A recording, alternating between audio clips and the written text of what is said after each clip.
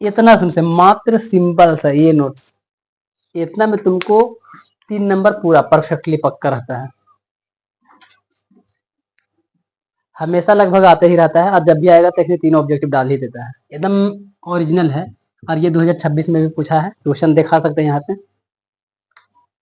44 number, 45 number और 46 number question. जब ये थ्योरी समझा देंगे उसके बाद ये क्वेश्चन को हम बताएंगे कि कैसे बनेगा ये, लेकिन पहले तो थ्योरी समझना पड़ेगा। इसका और अगर शॉर्टकट जानना है कि और कम टाइम में इसको याद रखना है, तो वो चीजें तुमको ये सारणी से समझ में आ जाएगा।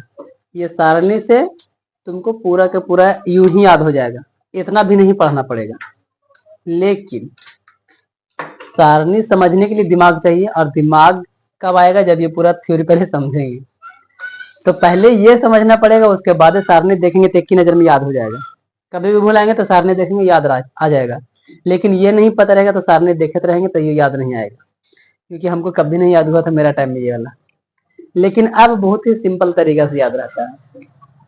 इसमें प्रश्नावली 3.1 का बहुत बड़ा योगदान रहेगा इसी चीज को समझने के लिए, क्योंकि सारा क्वेश्चन का जवाब उसी 3 क्वेश्चन और 3 उदाहरण जो कि समझाया गया था पूरे से ये बनेगा। और उसमें 3 ही चीज लिखाया गया था, प्रतिच्छेद, प्रतिच्छेद और समांतर था, एगो संपाति था। यही तीनों पर ये खेला है, और यही तीनों पर क्वेश्चन भी आता है एग्जाम में। वहां जो तीनों ग्राफ सीखे थे वही ग्राफ यहाँ पर भी बनेगा, इस चैप्टर में भी थोड़ा अलग बनेगा, समांतर संपाति, और ये बार बार वैसा ही नहीं बनेगा, इसमें से कुछ कुछ चीजें बनेगा।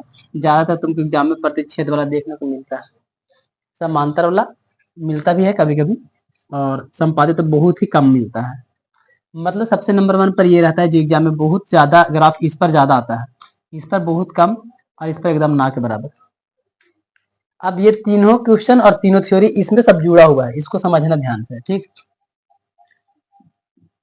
रैखिक समीकरण युग्म का ग्राफीय विधि से हल, मतलब हम जो भी कुछ बनाएंगे अब ग्राफ से बना करके आंसर देना है, ठीक है। हल करना है हमको ग्राफ, और ये एग्जाम में तुमको 5 नंबर देगा, ग्राफ 5 नंबर देगा, और जो इतना लिखा हुआ है सिर्फ इतना ही समय, इतना ही तुमको ये 3 नंबर दे देगा, 8 नंबर, मात्र सिर्फ और सिर्फ प्रश्नावली 3.2। और इसका जो उदाहरण है ना सबसे ज्यादा एग्जाम में वही वाला पूछता है, ये भी एक फैक्ट है। सारा पॉइंट हम पहले बता दे रहे हैं ताकि तुम लोग को एकदम दिमाग एकदम शरीर सब लगा के यहाँ देखो ये कितना इंपॉर्टेंट चीज है। तो यहाँ से पहले चलते हैं स्टार्ट पॉइंट से। असंगत युग्म ये क्या होता है? एक रैखिक समीकरण युग्म जिसका कोई हल नहीं होता। सबसे इंपॉर्टेंट 1 नंबर ऑब्जेक्टिव यहाँ मिल गया, जिसका कोई हल नहीं होता, रैखिक समीकरण का असंगत युग्म। आपका याद क्या रखना है सर? ये है आपका मेन कि असंगत युग्म क्या होता है सर? जिसका कोई हल नहीं होता, ये आपका आंसर है, आपका ऑब्जेक्टिव मिलेगा ये। अभी हम बोले थे कितना में से 3 नंबर, 3 में से कौन आएगा हमको थोड़ी पता है, लेकिन 3 को कोई भी आ सकता है। 9 नंबर 10 नंबर के अभी तक समझाएंगे इसमें, लेकिन आएगा 3 नंबर, एकदम पक्का है वो, ठीक है। जिसका कोई हल नहीं होता उसको क्या बोलेंगे? असंगत युग्म। ये ऑब्जेक्टिव आपको मिल जाएगा। संगत युग्म क्या होगा सर? एक रैखिक समीकरण युग्म जिसका हल होता है, ठीक है ना। इसका कोई हल नहीं, जिसका कोई हल नहीं और इसका हल होता है, रैखिक समीकरण का संगत युग्म कहलाता है।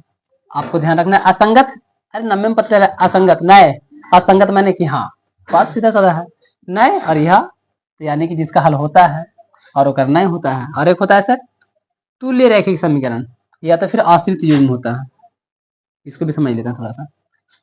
तुल्य रैखिक समीकरणों के एक युग्म के अपरिमित रूप से अनेक हल।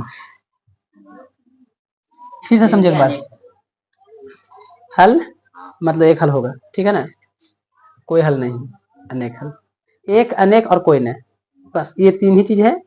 सब बार बार तुमको यही चीज आएगा, बार बार 3 ही आएगा, कुछ भी तुम कैलकुलेट करोगे इसमें 3 आता ही आता है। तीनों कॉन्सेप्ट आपस में जुड़ा हुआ रहेगा, और उसी में से तीनों में से कुछ भी क्वेश्चन एग्जाम में आ सकता है। कोई हल नहीं, हल और बड़ी मनी हल, बस यही 3 को कॉन्सेप्ट रखना है। और इसी को हम लोग बोलते हैं आश्रित युग्म, और यहाँ पर नाम भी लिख दिए हैं कि इसी को संगत भी बोलते हैं, ठीक है। आश्रित और संगत थोड़ा सा रिलेटेड होता है, जिसका सर हल है संगत है सर, और आश्रित या तुल्य है जो इसमें भी हल है सर, लेकिन बड़ी मनी हल है, मतलब दोनों एक दूसरे से थोड़ा रिलेटेड है, क्योंकि हल है एगो बड़ी मनी एगो फिर कम एगो, बस इस तरीके से। रैखिक समीकरणों का आश्रित युग्म सदैव संगत रहता है, यही वाला बात फिर से रिपीट, इसीलिए हम यहाँ पर बीच में यहाँ ब्रैकेट में लिख दिए हैं आश्रित या संगत, वही बात होता है, ठीक है ना, कि एक दूसरे पर आश्रित रहेगा, एगो पर आश्रित रहेगा, मतलब कि उसका एगो हल है सर, इसका बड़ी मनी हल है, बस यही कॉन्सेप्ट है, मतलब दोनों का हल है, सीधी बात है। असंगत में कोई हल नहीं, आश्रित रहे या संगत रहे हल है उसमें, एक हल है केरा में बड़ी मनी है, और वो हम लोग को पता चल रहा है यहाँ से कि आश्रित युग्म है बड़ी मनी सर, और खाली संगत है एगो है, लेकिन हल है ना भाई, तो हल है तो संगत में गिनती करो पूरा एगो कैटेगरी, संगत में हल है असंगत में नहीं है, बात खत्म। रेखाएं एक बिंदु पर प्रतिच्छेद कर सकती है, इस स्थिति में समीकरण युग्म का अद्वितीय हल होता है। इसका अर्थ हम पहले समझाए थे, अद्वितीय मतलब क्या होता है, हम यही समझते थे, हम देखते नहीं अद्वितीय, हमको लगता था कि दूसरा हल दो हल होगा, ऐसा कुछ हमको भी लगता था क्योंकि द्वितीय था, लेकिन हम गलत थे। जब इसके बारे में अद्वितीय माने कि इसका जैसा कोई ना है, ये हुआ इसका पूरा मतलब। जब व्याकरण आप पढ़ेंगे ना बढ़िया से, जिस अद्वितीय करके से पर्यायवाची शब्द या मुहावरा में कुछ में आएगा अद्वितीय, इसका लिए दूसरा ना हो, ये आएगा शायद पर्यायवाची में विलोम, अनेक शब्दों के अनेक अर्थ, एक शब्दों के अनेक अर्थ रहेगा ना, उसमें आता है ये वाला अद्वितीय हल, जिसके जैसा कोई दूसरा ना हो उसको अद्वितीय बोलते हैं, याद है कुछ, ये व्याकरण में आएगा, ठीक है, तो वहां पर से ये चीज समझ में आएगा बढ़िया से। तो यहाँ पर दो हल नहीं समझना है, इसके जैसा कोई नहीं, ये एकदम सिंपल सा रहेगा, एक ही रहेगा, इसके अलावा दूसरा कोई नहीं, मतलब एक ही हल रहेगा ये। अविरोधी समीकरण युग्म होता है ये, याद रखिए इस चीज को। रेखाएं एक बिंदु पर प्रतिच्छेद कर सकती है, इस स्थिति में समीकरण का अद्वितीय हल होता है। अद्वितीय माने इसका जैसा कोई दूसरा नहीं आएगा, मतलब एक हल। नींद लग रहा है ज्यादा हमारा जैसा, इसलिए हम मुंह धो करके आ गए थे, अभी भी नींद लग रहा है, लेकिन फिर भी पन्ने पिए तो थोड़ा सा प्रोसेस चल रहा है, ठीक है। आगे तो यहाँ पर ये चीज को याद रख लेना है कि रेखा एक बिंदु पर प्रतिच्छेद करेगा, याद रखना। तो प्रतिच्छेदी रेखा क्या था हम लोग का, इधर से और इधर, ऐसा में से ग्राफ बनेगा, कहीं पर कटेगा वो, तो इस एक ही को होता है ये, इसके जैसा दूसरा कोई नहीं होने वाला, ठीक है ना, अद्वितीय हल, यानी कि इसके जैसा कोई दूसरा हल नहीं होगा। तो प्रतिच्छेदी ये था हम लोग का, जो कि 3.1 में से कहते हैं, वो यहाँ आ रहा है, वही वाला लाइन है, बस घुमा फिरा के है। रेखाएं समांतर हो सकती है, इन स्थिति में समीकरणों का कोई हल नहीं होता है। इस तरीके से हम लोग का रेखा था, अगर इस तरीके से एक दूसरे के समांतर जा रहा है सर, ये समांतर था और ये मेरा प्रतिच्छेद था, ऐसा है तो एक ही हल, और ज्यादातर एग्जाम में ऐसा में से तुमको ज्यादातर देखने को मिलता है ग्राफ, ठीक है ना, समांतर जाएगा वो मतलब 10-20% कभी कभार आएगा, समांतर जाएगा तो मतलब इसमें क्या सर, कोई हल नहीं होता है, यानी कि असंगत समीकरण युग्म। यहाँ पर क्या लिखे थे ऊपर में, असंगत में सर कोई हल नहीं, यहीं पर भी वही लिख लेना असंगत युग्म, तो असंगत युग्म मतलब कोई हल नहीं, समांतर का कोई हल ही नहीं होता, यहाँ पर भी लिखते हैं कोई हल नहीं होता है, किसका सर, समांतर का। रेखाएं संपाती हो सकती है, इस स्थिति में समीकरणों के अपरिमित रूप से अनेक हल होते हैं, क्योंकि एक ही रेखा पर फिर एक और रेखा चल रहा है, एक ही रेखा पर बार बार एक ही रेखा, तो भाई एरा पर कितना ही रेखा, एगो दूगो तीन गो, एक ही पर खींचते जाओ, कितना नहीं खींचेंगे, बहुत सारा, लाखों करोड़ों जितना कर सकते हैं। तो जस्ट ये चीजें है, प्रतिच्छेद एक ही बार प्रतिच्छेद कैसे, समांतर एक दूसरे के समांतर जा रहा है, और इसमें बड़ी बात एक ही के ऊपर बहुत सारा, तो जब बहुत सारा जा रहा है तो बड़ी मनी हल, एक ही बार काटा सर एक ही हल, और ये सर समांतर हमारा कोई हल नहीं, समांतर जा रहा है कहीं कट भी नहीं रहा है, जस्ट ये चीज को आपको याद रख लेना है, ठीक है। ये चीज हो गया, और कुछ बचा, ये वाला चीज यहाँ पर ये चीज लिख दी है, तो इसी चीज को हम लोग ऐसे लिख सकते हैं, आश्रित या संगत समीकरण युग्म, ठीक है। इसका समीकरण कैसे रहेगा, ये है असंगत युग्म सर, जो क्या है कोई हल नहीं है, और समीकरण क्या कर रहा है सर, रेखाएं समांतर जा रहा है, असंगत युग्म कोई हल नहीं हो रहा है, रेखाएं संपाती हो सकती है, ऐसा सिचुएशन में अपरिमित रूप से अनेक हल, यानी कि संगत समीकरण युग्म रहेगा, इसी को हम लोग आश्रित भी बोल सकते हैं। हम लोग का तीनों कॉन्सेप्ट याद रखना पड़ेगा, अद्वितीय हल है, एक हल है, अनेक हल है, कोई हल नहीं है। पूरा प्रोसेस को तुम दिमाग में फिट कर लो। अब लास्ट में समझते हैं कि कैसन दिखता है सर वो वाला। जो एक हल होगा कैसन दिखेगा, अन्य हल होगा तो कैसन दिखेगा कि हम कहेंगे कि अन्य हल है या एक हल है। सो ठीक है, ये चीज को समझिएगा ध्यान से। सबसे ज्यादा इंपॉर्टेंट ये है, एग्जाम में ज्यादातर यही मिलेगा। निरूपित रेखाएं, हमको कैसा रेखा देखने को मिलता है सर, ठीक है ना। जब प्रतिच्छेद करेगा तो एक बिंदु प्रतिच्छेद करे, जो भी लिख सकते हैं, कोई दिक्कत नहीं है। प्रतिच्छेद करेगा तब कैसा दिखेगा, मतलब प्रतिच्छेद मैंने काटेगा, एक ही बिंदु पर कटेगा, जब भी कटेगा तो आपको ये दिखेगा। अब कह रहे हैं कि इसका क्या यूज है, समझा रहे हैं अभी। बस आपको ये कॉन्सेप्ट याद रखिए, एग्जाम में आपको ये मिल जाएगा। जब रेखाएं एक बिंदु पर प्रतिच्छेद करेगा, ऐसे ऑब्जेक्टिव हो सकता है, या रेखाएं जब प्रतिच्छेद करता है ऐसे हो सकता है, कुछ भी हो सकता है। लेकिन सीधा सा कॉन्सेप्ट याद रखना है कि प्रतिच्छेद, बस ये लाइन। जैसा ही प्रतिच्छेद हुआ उसका कॉन्सेप्ट ऐसा ना आएगा, a1/a2 इक्वल नॉट b1/b2। आपको ये याद रखना है, बनाते बनाते सब याद हो जाएगा। अभी समझाते हैं एग्जाम्पल तो ज्यादा अच्छा रहेगा। मैंने प्रतिच्छेदी रेखा का मान क्या होता है हम बता रहे हैं क्या, कैसे पूछेगा। सो समझा रहे हैं, अभी एग्जाम्पल से ही समझ में आएगा जो नीचे बताए हैं। संपाती है तो किसके बात बोल रहे हैं सर, जब कोई रेखा संपाती होता है। संपाती माने क्या, एक दूसरे पर, हाँ, तो एक ही रेखा पर जाएगा तो हम लोग क्या जानते हैं कि बड़ी मनी हल, और बड़ी मनी हल हो रहा है तो मतलब सब बराबर। आपको थोड़ा सा दिमाग लगाना पड़ेगा। बड़ी मनी हल तो सब बराबर, एक हल है तो अगले रास्ते पर काट दिया, आगे बढ़ने ही नहीं दिया। ए के बाद बी ए पर काट दिया, सी पर जाने ही नहीं दिया, तो बीच में काट दिया, इसलिए एक ही जगह रुक गया, एक हल बराबर सब जा रहा है सर बड़ी मनी।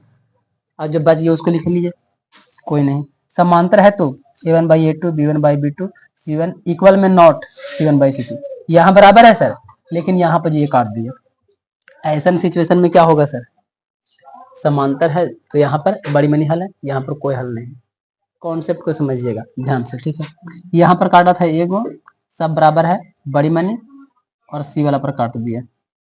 तो हम लोग क्या जानते थे कि समांतर जब होता है तो यहाँ पर देखो कहीं पर लिखा है ना, समांतर जब होता है तो उसका कोई हल नहीं होता है। कहाँ पर लिखे हैं, रेखाएं समांतर हो सकती है, इस स्थिति में समीकरण का कोई हल नहीं होता है, ये वाला लाइन।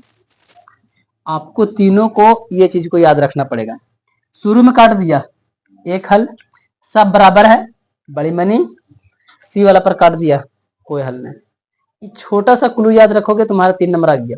सबसे ज्यादा क्वेश्चन इस तीनों पर आता है, जो कि अभी दिखाएंगे क्वेश्चन। अब हम कैसे पता करेंगे सर कि यही होगा, कैसे पूछेंगे एग्जाम में, कैसे पूछेगा वो तो चैप्टर में आएंगे तब उदाहरण में समझाएंगे तो ज्यादा समझ में आएगा। फिलहाल अभी ये समझा देते हैं एक एग्जाम्पल के माध्यम से कि हम कैसे कहेंगे कि यही है।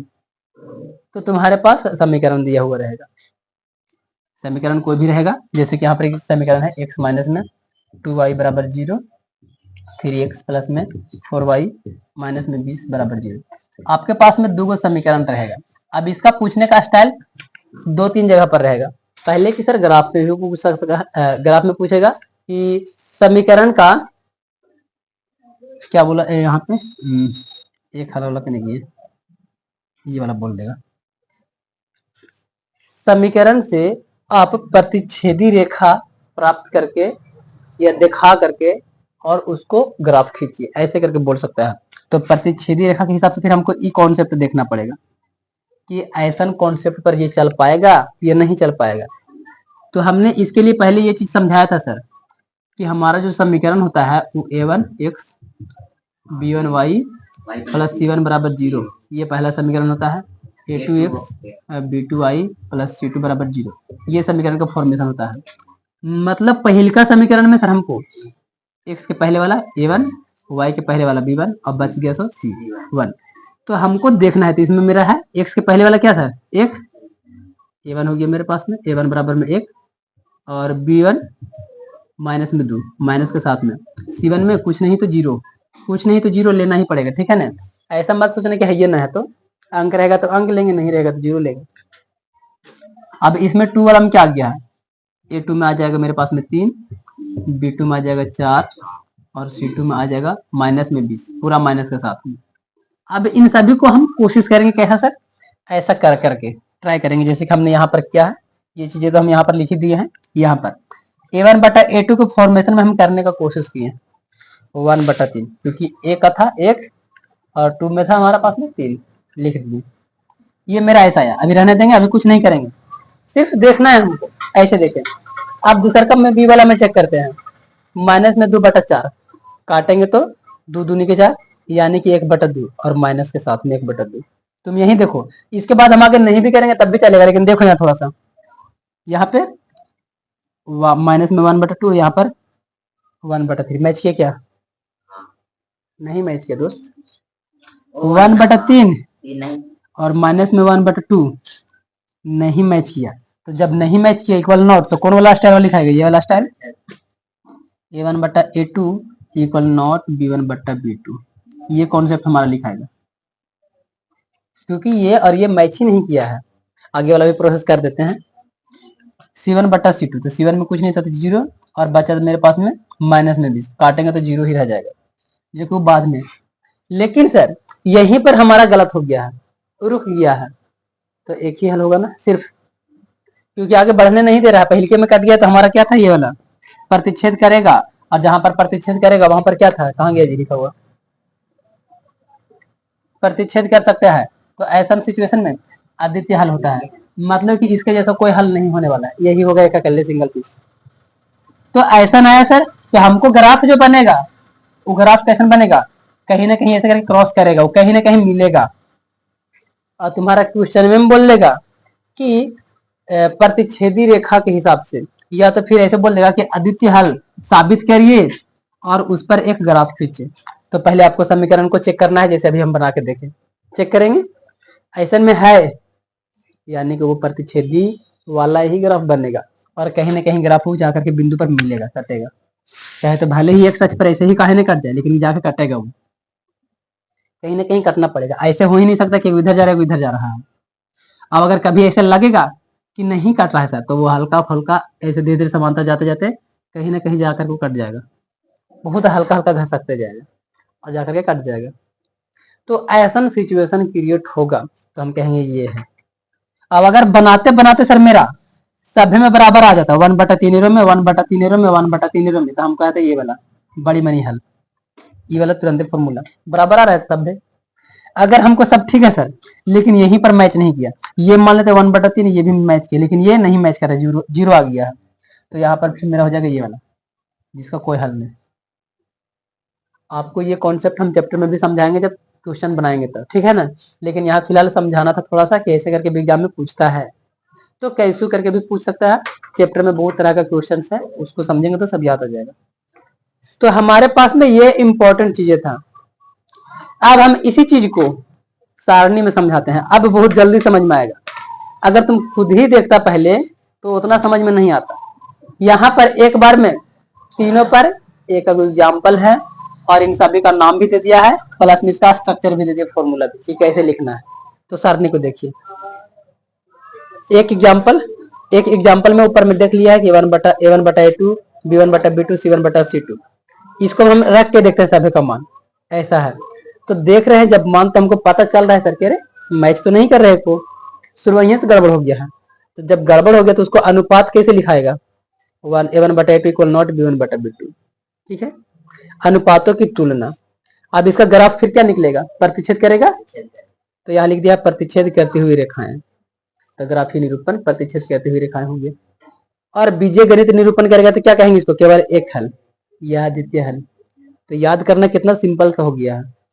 अब तुम्हारा क्वेश्चन में ऐसे रहेगा कि इस समीकरण का या निम्न समीकरण में से किसका एक हल है। अब उसको तुम बार बार ट्राई करो, ऑब्जेक्टिव बन जाएगा, जो समीकरण का हो जाएगा वही आंसर। दूसरा में क्या बोला है, इसको भी वैसा ही करके ट्राई करते गया, और सभी में यहाँ पर देखा 2/4 3/6 माइनस में 9/18, और जब सबको काटते हैं 2/4 को तो 1/2 बचेगा, 3/6 3 दूनी 6 1/2 बचेगा, 9 दूनी 18 1/2 बचेगा, तीनों में बराबर बचा, मतलब सभी बराबर है। तो a1/a2 equal b1/b2 equal c1/c2, जो कि क्या है सर, संपाती रेखा, सब बराबर है तो, और अपरिमित रूप से अनेक हल, सब बराबर होगा तो अनेक हल होगा। अब तीसरा में क्या बोला है, समीकरण दिया है और इसको भी ट्राई किया इसी तरीके से, 1/2 2/4 माइनस में 4/12, 1/2 और 2/4 काटेंगे सर, ये भी 1/2 ही बचेगा, माइनस में 4 12, तो 4 3 12, 1/3 आ जाएगा, नहीं मैच करेगा। तो सी वाला नहीं मैच किया तो ये समांतर रेखा, और जिसका कोई हल नहीं। इतना जो बोर्ड पर लिखा हुआ है उसको इस सारणी से इतना सिंपल तरीके से समझा दिए। अभी तो ऐसा ही याद रहेगा, जब भी हम इतना मैंने भुलाएंगे हम खाली सारणी देखेंगे याद हो जाएगा। लेकिन अगर ये नहीं समझाते नहीं तो सारणी डायरेक्टली समझाते तो कहते कि ये कैसे, मतलब ऐसे लगता फिर, लेकिन अब ऐसे नहीं लगेगा। तो उसके बाद हम लोग अब चैप्टर स्टार्ट करेंगे प्रश्नावली 3.2। चलो अब इस पर दिखाते हैं कि क्वेश्चन कैसे एग्जाम में पूछा, लैब प्रूफ, ये जरूरी है दोस्त। अब देखिए यहाँ पर क्वेश्चन क्या क्या बोला है, और थोड़ा अगर हल करने का चांसेस रहेगा तो हल भी कर लेंगे, अगर ऐसा ही सिंपल में पता चल जाएगा तो सिंपल में ही देख लेंगे। 3 को क्वेश्चन पूछा है और 3 नंबर तो आता ही आता है इसमें से, जब भी आएगा तो 3 को क्वेश्चन जरूर देता है। पहला क्वेश्चन से बोला है हमारे पास में, रैखिक समीकरण युग्म x माइनस में y बराबर 0, 3x प्लस में 4y माइनस में 20 बराबर 0 के आलेखीय निरूपण। यार क्वेश्चन तो लगे यही वाला है यही क्वेश्चन तो सेम मैच कर गया, यही क्वेश्चन में दे दिया एग्जाम में। बताओ यार, एनसीईआरटी का पावर है ये, पूरा हुबहू छाप देना। यही क्वेश्चन था, इसका भी क्या आया था, कौन सा हल? प्रतिच्छेदी रेखा, आंसर ठीक हो गया, प्रतिच्छेदी रेखा, सिंपल सा क्वेश्चन है। 45 वाला में रैखिक समीकरण युग्म a1x plus b1y plus c1 बराबर 0, a2x plus b2y plus c2 बराबर 0, यदि a1 बटा a2 इक्वल b1 बटा b2 इक्वल c1 बटा c2 तो इनके हल है। सभ्य बराबर मतलब कौन चीज? सभ्य है तो सर इनके हल कौन सी है सर? बड़ी मनी हल ने है, तो हम क्या बोलेंगे यहाँ पर? अद्वितीय हल नहीं सर, गलत है। कोई हल नहीं, ये भी गलत है सर। इनमें से कोई नहीं, ये भी नहीं है सर।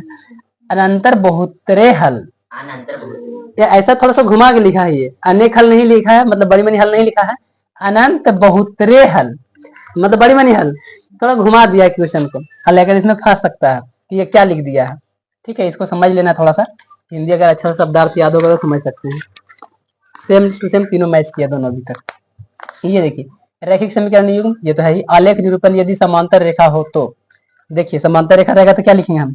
कोई हल नहीं। समांतर रेखा रहेगा तो कौन वाला लाइन? ये वाला लिखेंगे। ये वाला मैच करो, देखो ये सी वाला है, सी इक्वल नॉट 0, c1 बटा c2 नहीं होना चाहिए बराबर, तो ये मेरा हो जाएगा आंसर कब सर? जब बोलेगा समांतर रेखा, और यहाँ पर क्या है? समांतर रेखा। तीनों क्वेश्चन आई सिंपल। और इसी चीज को आपको बढ़िया तरीके से अगर ये चीज सारणी को याद रखते हैं, बड़ा सिंपल सा याद रहेगा, इतना याद नहीं करना पड़ेगा, वो डायरेक्टली याद हो जाएगा, सिंपल सा, कोई लॉजिक ही नहीं। तो लैब प्रूफ के साथ में एग्जाम में आया यार, नंबर आया तो ठीक है। तो इसी तरीके से सबको एक बार थोड़ा सा घर जाकर के फिर से रिपीट कर लेना, याद कर लेना। एग्जाम में भी मिलेगा, टेस्ट होगा उसमें भी मिलेगा, हाई स्कूल में भी मिलेगा, बोर्ड एग्जाम में भी मिलेगा। और मैथ है चूंकि तो कोई भी बोर्ड का रहे ये मिलता ही मिलता है।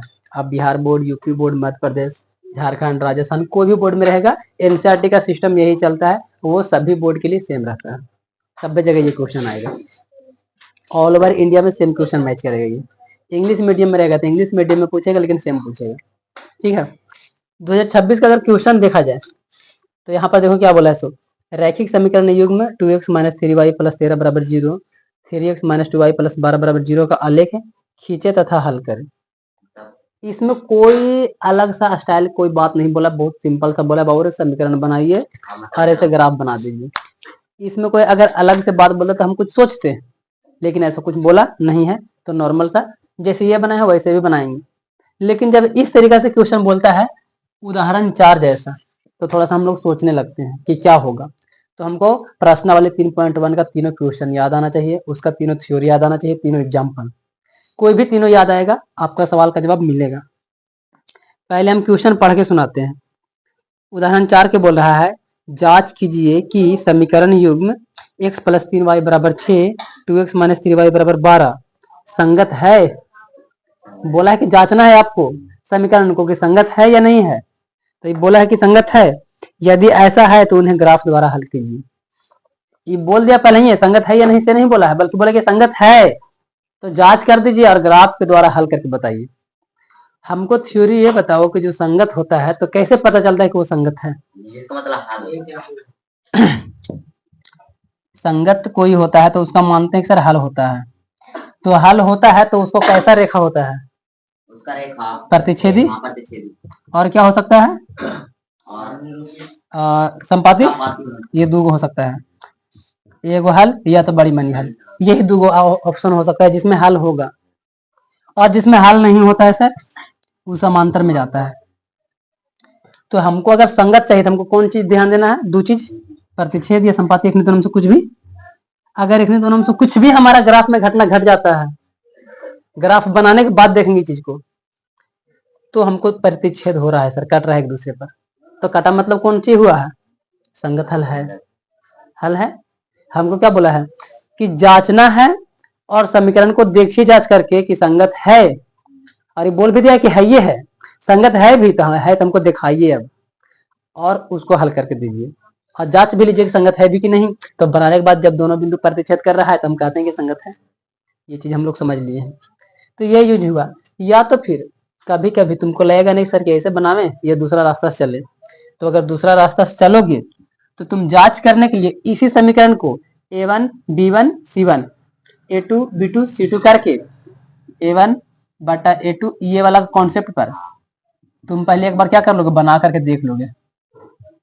अब अगर आ रहा है सर प्रतिच्छेदी वाला तो लिखोगे कि हाँ संगत है, तो फिर हमको लास्ट में ये लाइन नहीं लिखना पड़ेगा, क्योंकि हम सिर्फ वही साबित कर देंगे। और अगर यहाँ पर नहीं करेंगे सर तो हम लास्ट में लिख देंगे क्योंकि दोनों एक दूसरे को प्रतिच्छेद किया है तो समीकरण युग्म में संगत है, ये पता चल रहा है हमें। आप दोनों में से कोई रास्ता को चुन सकते हैं, चाहे ये शुरू में कर सकते हैं या लास्ट में कर सकते हैं, लेकिन हम प्रेफर करेंगे कि चूंकि समीकरण बोला है हम लोग को ग्राफ दिखा करके, तो ग्राफ का लास्ट में पता चल जाएगा, तो ऐसा ही रहने देंगे। किताब में भी ऐसा ही किया है, पहले हल वगैरह नहीं किया है, डायरेक्टली ग्राफ बना करके लास्ट में ये लाइन लिख दिया कि संगत है, क्योंकि बिंदु काटा तो संगत है भाई, प्रतिच्छेद हुआ है।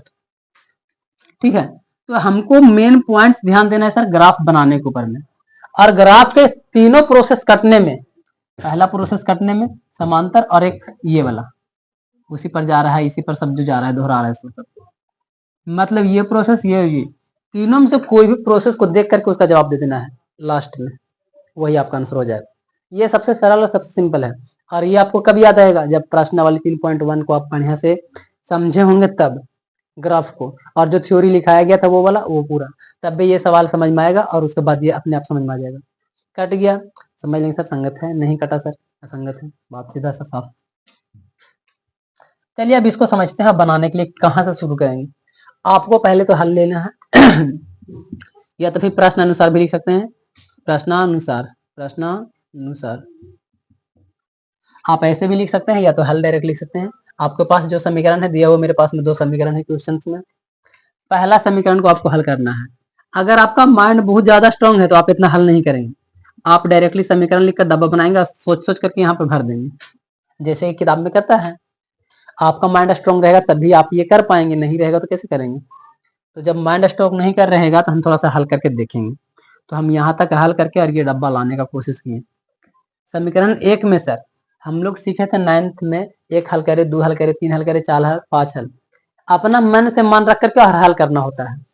मिनिमम, कम से कम भी तो मिनिमम आपको 2 हल चाहिए ही चाहिए। ग्राफ खींचने के लिए आपको मिनिमम 2 हल होना चाहिए, 3 हल, 4 हल, 5 हल, 6 हल, आप जितना कर सकते हैं, लेकिन मिनिमम 2 हल। और 2 ही में काम हो जाएगा तो हम 4-5 क्यों करेंगे। किताब में कभी कभी 3 हल करेगा, जब दूसरा पॉइंट पर नहीं करता है तो वो तीसरा हल करता है, ताकि हमको तीसरा पॉइंट मिले और फिर हम उसको मिला करके काटें। वो किताब भी ऐसे करता है, आप भी ऐसे करेंगे। लेकिन हम शुरुआती में किताब बनी 2-3 बार गलती नहीं करेंगे, हम पहला ही दिमाग में सोच लेंगे कि यहाँ पर पहला हल ही करेंगे और दूसरा हल हम यही करेंगे। जो वो तीसरा में करेगा किताब, हम वो पहले ही सोच करके दूसरे में कर लेंगे वो, ताकि हमारा 2-3 बार का टाइम बर्बाद ना करना पड़े, बार बार हमको हल ना करना पड़े, और उससे समय बचेगा। और एग्जाम में भाई टाइम इंपॉर्टेंट है, समय नहीं बचेगा तो लिखो क्या। समय बचाने के लिए हमको 2 ही हल ज्यादा जरूरी है, तो हम इसको 2 हल लेके चलते हैं। एक्स का वैल्यू यहाँ पर सोचना, चाहे एक्स या वाई, आपका अपना माइंड में सोचना है ताकि ये कटे। और अधिकतर ध्यान देना है कि ग्राफ में कभी भी ज्यादा मतलब कि उठ पटांग सा नंबर नहीं आना चाहिए, जैसे कि 7.9 आ गया, ऐसा कुछ नहीं। 7.5 आता है तो वहां तक हम मानेंगे चलेगा, ठीक है ना, इमरजेंसी में यूज करेंगे। हालांकि पॉइंट भी मत यूज करना, अगर सरलता से मोटा मोटी अंक आता है वो ठीक है, पॉइंट में आएगा तो थोड़ा सा तुमको मिलाने में, काटने में, यहाँ से मिलाना फिर वो डिस्टर्ब कर देगा पूरा। लेकिन ऐसे पॉइंट में रहता तो और मेहनत करना पड़ेगा, तुम जाकर कोनवा में रखना पड़ेगा इसे, तो और काटने में दिक्कत लगेगा। इसलिए आपको ऐसा कुछ अंक सोचना है जो कि तुम नॉर्मल मोटा मोटी कुछ भी आ जाए, जो भी आ जाए मोटा मोटी आना चाहिए। ऐसा नहीं कि फिर बटन आ जाएगा, क्योंकि पॉइंट आएगा, बटा आएगा तभी पॉइंट आएगा, बटन में आने का चांसेस नहीं होना चाहिए। ये आपके ऑप्शन याद रखना है हमेशा 2 चीजें, कभी भी ये नहीं होना चाहिए कि बटन आवे या बटा से हम पॉइंट में करें, मत करिएगा। ऐसे करेंगे आपका ग्राफ मिलेगा ही नहीं ढंग से, मिलेगा भी तो बाद में गलत हो जाएगा, आंसर मैच नहीं करेगा। इसलिए मोटा मोटी नंबर रखिएगा। तो हम यहाँ पर चाहे x के वैल्यू या y के वैल्यू, एक नहीं दोनों में से किसी पर भी आप रखिए मान, अपना मन से सोच करके, ताकि मोटा मोटी मान निकले। दोनों में से प्रयोग रखिए, चाहे x का चाहे y का रखिए। अगर y के रखेंगे तो x मिलेगा, x के रखेंगे तो y मिलेगा।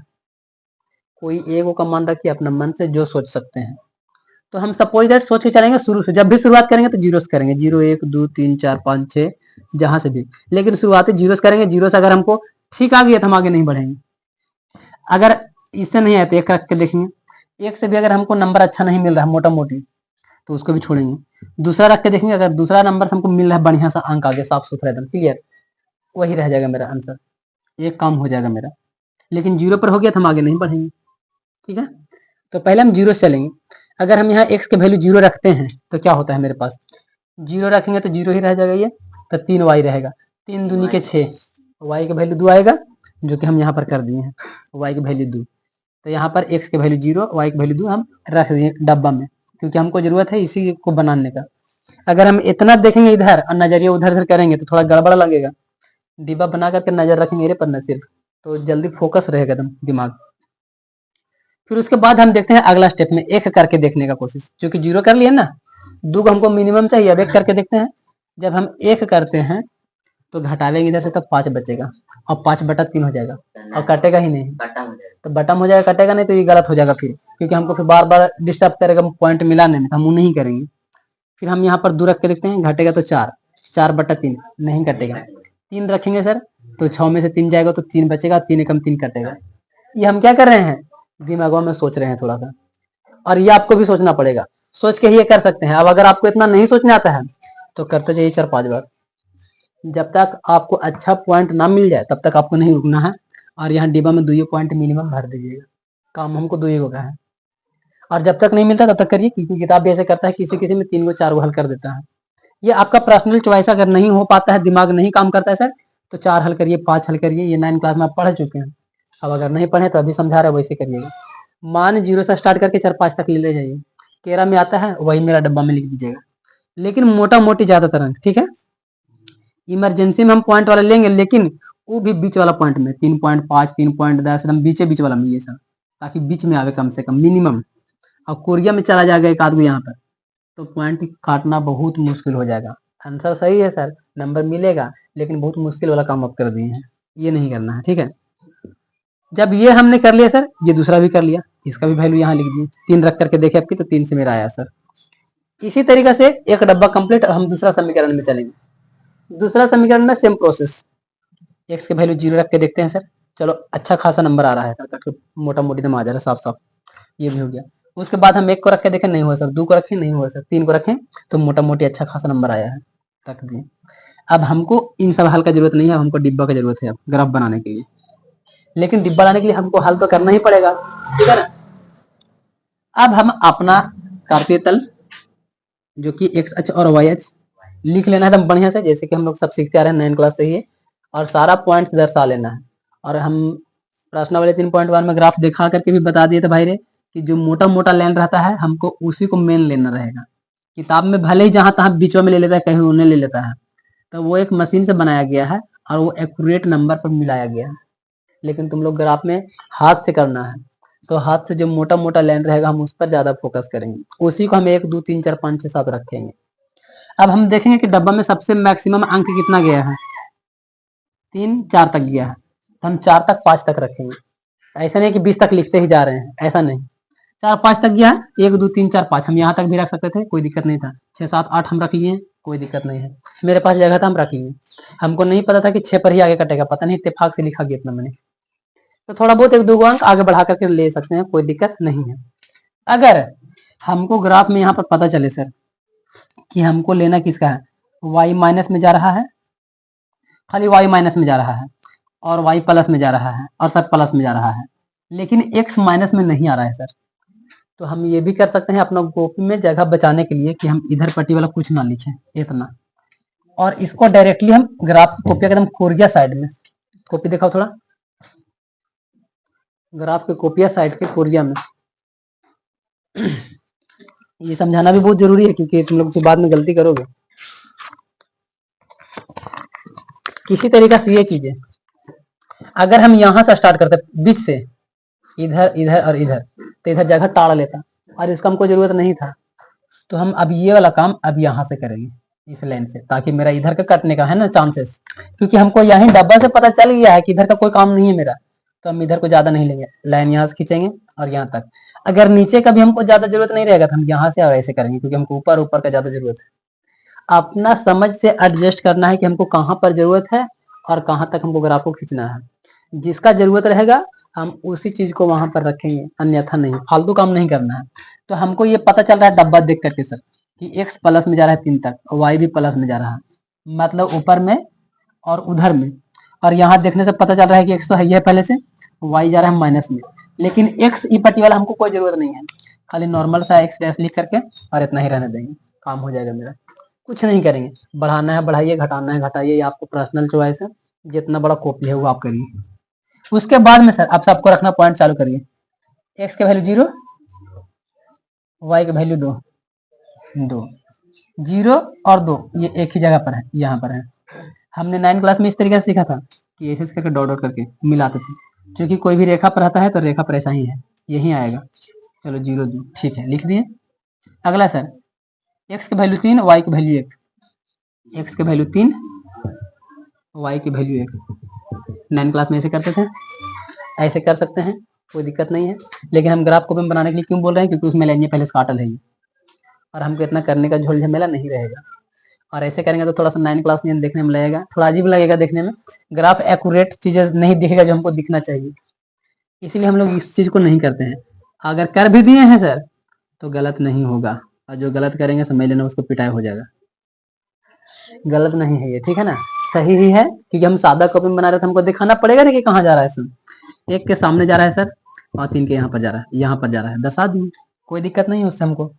अब दूसरा समीकरण में, पहला समीकरण का किए सर, पाटरी अपना रखिए स्केल यहाँ और यहाँ, अच्छा सा स्केल को एकदम बिंदु पर यहाँ और यहाँ मिला लेना, और यहाँ से ऐसे खींचना है बढ़िया से। ऐसा नहीं सोचना है ना कि बोर्डवा पर से छापने के लिए हम यहाँ से डायरेक्ट खींचे, आपको ये नहीं करना है, आपको इसको फॉलो करना है, वो अपने आप आना चाहिए। यहाँ देख रहे हैं इसीलिए ऐसे लग रहा है, लेकिन एग्जाम में आपको तो दिमाग 2 ही पॉइंट से मिलेगा, तीसरा अपने आप आएगा वो।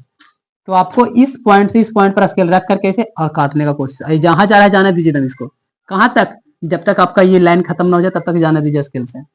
ऑटोमेटिक पता चलेगा कि कहीं ना कहीं जाके ये मिलेगा, कौन बिंदु पर जाके मिलता है उसको नोट करना है।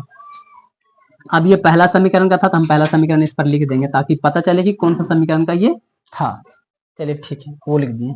अब चलते हैं दूसरा डब्बा में, x की वैल्यू 0, y की वैल्यू माइनस में 4 यहाँ पे आई, तो यहाँ से आएंगे ऐसा ही ना दोस्त, यहीं पर लिखा गया, क्योंकि पहले ही से लाइन खींचल है तो फिर हम खींचेंगे क्या पता भी नहीं चलेगा, लेकिन मेरा ब्लैक ब्लू है तो पता चल रहा है।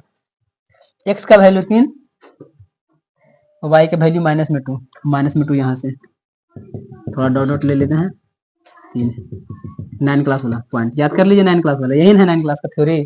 9 क्लास में ऐसा ही बनाने को था, उसी समय बताया है, लेकिन कोई बताया है पिछला 9 क्लास वाला को कि बाबू रे जो तुम 9 में सीख रहा है इसका यूज 10 में होगा, अभी सीखोगे तो 10 में ज्यादा समझ में आएगा, अगर अभी नहीं सीखोगे तो 10 में नहीं समझ में आएगा। और तुम लोग अगर 9 क्लास के टाइम के दौरान आ जाते हो तो हम लोग को फायदा हो जाएगा। कोई चीज अगर मिलता है मिस मैच तो लगता है कि हम भुला गए हैं, तो 9 क्लास का ताजा चीजें बहुत जल्दी समझ में आता है 10 क्लास को। तो ये 9 क्लास का पॉइंट है। तो यहाँ से ये भी हमने कर लिया सर, ये भी कर लिए और ये भी कर लिए।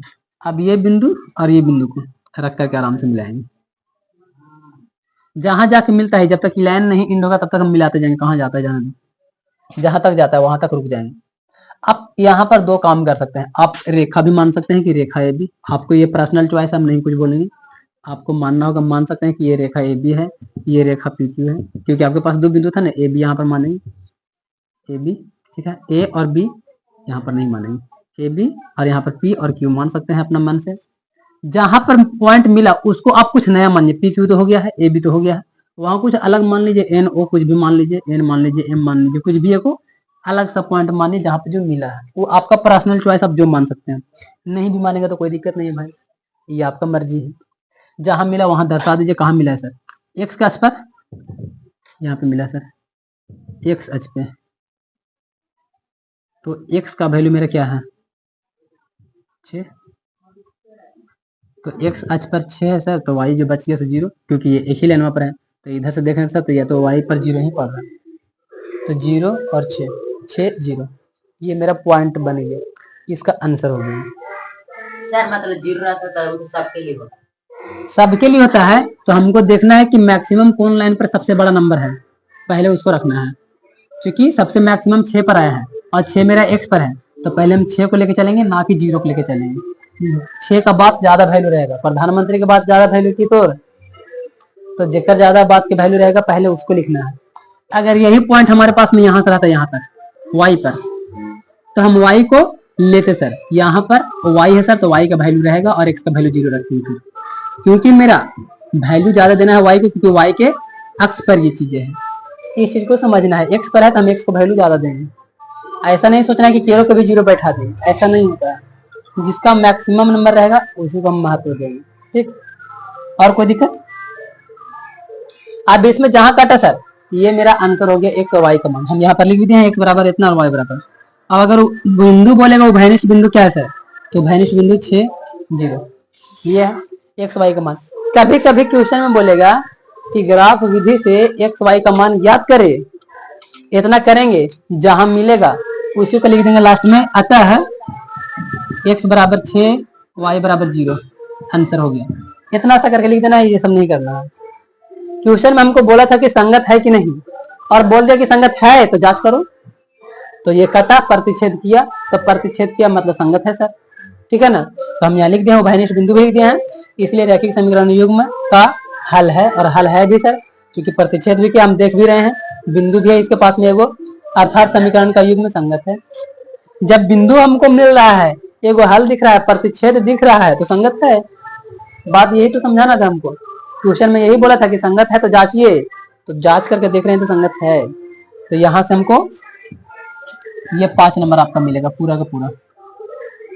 अगर आप इसमें से कोई भी चीजें को मिस्टेक करते हैं, ये आपका नुकसान है, फिर आपका नंबर कटेगा। फिर जैसे यहाँ पर हम बोले हैं कि ए और बी मान सकते हैं सर, इसका दूसरा वाला समीकरण सर ये लिख देते हैं, आप इसमें से कोई चीज छोड़ते हैं तो आपको एक आध नंबर मिस मतलब कटेगा, क्योंकि आपने कुछ पॉइंट्स छोड़ा है। ये हम नहीं भी करेंगे तो चलेगा, क्योंकि ये 9 क्लास का है, और ग्राफ में तो करल रहेगा भाई, तुम करो चाहे नहीं करो, ग्राफ में ऐसे करके तो खींच के देगा ही देगा, तुमको करना है करो, नहीं करना है मत करो, वो ग्राफ का है, अपन मर्जी चलता है, वो दे देगा ऐसे करके, कहेगा कि हम अपन मर्जी से हम चलेंगे, वो कर रहेगा ऐसे, पूरा रहेगा ग्राफ में, तो रहेगा ही रहेगा, चाहे 9 के पालन करो नहीं करो, वो चलता है वैसे, ठीक है। लेकिन सादा पर समझाने के लिए ये रहेगा तब भी ठीक, नहीं रहेगा तब भी ठीक, लेकिन ज्यादातर नहीं देना ये, ठीक है ना। ग्राफ कॉपी में तो रहेगा, लेकिन उस पर गिरना नहीं दोबारा, 10 क्लास के लिए डिसिप्लिन जरूरी है, ठीक है। यहाँ पर अगर हम देखा सर तो पी बिंदु ये सब चीजें, तो हमारे पास यहाँ जो कोई बिंदु माने ना, एम या एन कुछ भी माने होंगे इसको, तो यहाँ पर आप बिंदु वो भी लिख सकते हैं कि एम बिंदु इतना है, ये आपका चॉइस है, आप लिखे ना लिखे आपका मर्जी है, ठीक है। यहाँ तक मेरा आंसर हुआ है। ये हम ये समझाए हैं उदाहरण नंबर 4, और एग्जाम में यही आ जाता है, आपको एनसीईआरटी का उदाहरण रहे चैप्टर रहे कोई मतलब नहीं है, क्योंकि सारा का सारा एग्जाम में आता ही आता है, तो ये उसका अपना है दोस्त, इसीलिए आपको उदाहरण को भी उतना ही बारीकी से समझते जाना है। अब इसी तरीके से उदाहरण 5, 6 और उसके बाद में चैप्टर को बनाना है। 5वां नंबर उदाहरण क्या कहता है, और बुक में इसका आंसर भी नहीं दिया हुआ है, सिर्फ और सिर्फ लैंग्वेज लिख दिया है और सिर्फ बोल दिया है, और बोल दिया है कि आप इसको खुद ट्राई करिए, तो आप ट्राई करके देख सकते हैं। तो ट्राई करने के बाद में हम लोग को ये मिल पाया, ऐसा में से ग्राफ बन करके आएगा। अब ऐसा में से ग्राफ बन करके आया तो पहले एक बार क्वेश्चन और रिपीट कर लेते हैं, उसके बाद ज्यादा समझ में आएगा। ग्राफ द्वारा ज्ञात कीजिए कि निम्न समीकरण का युग्म का हल नहीं है, अद्वितीय हल है अथवा अपरिमित रूप से अन्य हल है। तीनों में से कोई भी हल होगा सर, और वो बोला है कि ग्राफ द्वारा ज्ञात कीजिए, मतलब आपके पास में ये चीज दी हुई, ये और ये दिया हुआ है, आपको हल कर लेना है, और हल करके देखना है कि ग्राफ कैसन कटता है। प्रतिच्छेदी करेगा तो एक हल हो जाएगा हमारा पास में, समानता जाएगा तो कोई हल नहीं होगा। अब अगर एक ही रेखा पर दोनों का आ जाए तो मतलब कि बहुत सारा हल हो जाएगा। तो बहुत सारा हल हो जाएगा तो हमको यही तो बोला कि कौन सी होगा, अद्वितीय हल, अनेक हल, या तो फिर अद्वितीय हल, कोई हल नहीं, अनेक हल, कौन सी होगा ये आप जानिए। तो हल करने के बाद मिलेगा। तो हम पहले क्या किए सर, नॉर्मल सा समीकरण है उसको रहने दिए, उसमें कोई छेड़छाड़ नहीं। लेकिन ये था बटा में, तो हम इसको क्या किए, पहले एलसीएम लेकर के इसको बना लिए, फिर 5 को हम यहाँ पर क्रॉस मल्टीप्लाई करके गुना में गया और ये पूरा का पूरा आ गया। इसमें भी अभी हमारे पास कॉमन होने का चांसेस है, कॉमन लिए तो ये आया मेरे पास। और ये देखिए जब सेम टू सेम दोनों समीकरण आया तो ये तो साफ साफ पहले ही पता चल गया भाई, समीकरण में दोनों जब सेम सेम आ गया तो कटेगा भी एक ही जगह पर, कॉन्सेप्ट एकदम एक ही जगह में आ गया है। तो बनाएंगे तो एक ही को, लेकिन हमारा आधा से ज्यादा आंसर हमको समीकरण देख के मिल गया कि ये कटेगा एक ही लाइन पर, प्रतिच्छेद तो बिल्कुल भी नहीं करने वाला है और समांतर भी नहीं जाने वाला है सर, क्योंकि यहाँ पर दोनों का सेम सेम माना गया, सेम टू सेम, तो एक ही रेखा पर जाएगा, यानी कि संपाती ही होगा। हमको सिर्फ और सिर्फ समीकरण देख के आ गया दिमाग में, तो हम दोनों में से किसी एक को हल करेंगे, दोनों को नहीं हल करेंगे क्योंकि दोनों संपाती ही आ रहा है सर। तो हम यहाँ पर कोई एक को हल कर लेते हैं, पहला वाला को हल कर ले रहे हैं सर। पहले एक्स का वैल्यू 0 रख के देखते हैं क्या होता है। मेरे पास ये आया, हम बहुत बार बोले थे कि जब पॉइंट्स वगैरह आया तो नहीं लेना, ठीक है, कटने में दिक्कत होता है। लेकिन इसको हम बहुत सारा हल करने के बाद जब सोचे, तुम कभी भी हल करके देखो, 0 रखो, 1 2 3 4 5 सभी रखो, किसी में नहीं कट रहा है, एक ही गो में कट रहा है सिर्फ 3 पर आकर के एक्स का वैल्यू, अब बाकी किसी में नहीं कट रहा है, तो जो भी आ रहा है सब पॉइंट्स में ही आ रहा है। या तुम इसको फेर बदल कर सकते हो कि अभी एक्स के माने थे 0 सर, अब की वाई को मान लेते हैं, तो कुछ उसमें फेर बदल कर सकते हो, जो कि सेम टू सेम फिर घूम घूम को वही आ जाएगा, 3 2 2 3 बार बार वही आएगा, तो 3 2 3 2 3 2 आएगा। अगर वाई पर भी रखोगे तो 3 2 3 2 3 2 बार बार यही आएगा, 2 3, इसके अलावा कुछ आने वाला ही नहीं है। और बाकी सारा का सारा जितना हल करोगे सारा पॉइंट में ही आने वाला है, इसलिए हम 0 वाला ही ले लिए, क्योंकि हम ये पहले देख लिए कि कट रहा है कि नहीं, तो नहीं कट रहा है जल्दी, ठीक है ना। तो हम पॉइंट में रख लेते हैं, तो इसके लिए फिर हम डब्बा बनाएंगे सर ये वाला। तो चूंकि दोनों सेम था तो दोनों के लिए डब्बा यही रहेगा, तो दोनों मतलब एक ही हो, सीधी सीधी बात है।